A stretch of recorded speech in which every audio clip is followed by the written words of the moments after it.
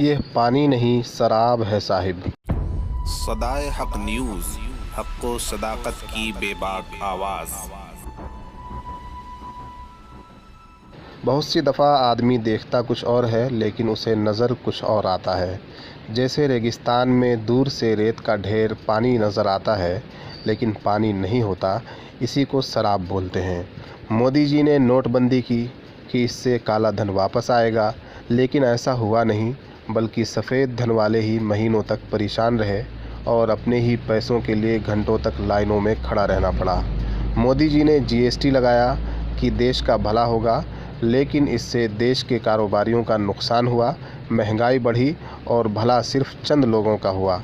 मोदी जी ने कश्मीर से 370 हटाया कि इससे कश्मीरियों का भला होगा, लेकिन कश्मीरियों ने इस फैसले का विरोध किया और भारतीय सरकार के ताल्लुक़ से उनका नज़रिया और सख्त हो गया।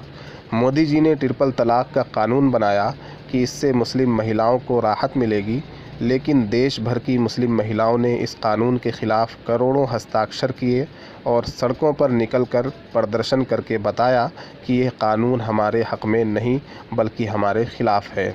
मोदी जी ने किसान बिल पास किए कि इससे किसानों का भला होगा, लेकिन वही किसान आज महीनों से धरने पर बैठा हुआ है और चीख चीख कर कह रहा है यह बिल वापस लिया जाए और किसानों के साथ इंसाफ किया जाए।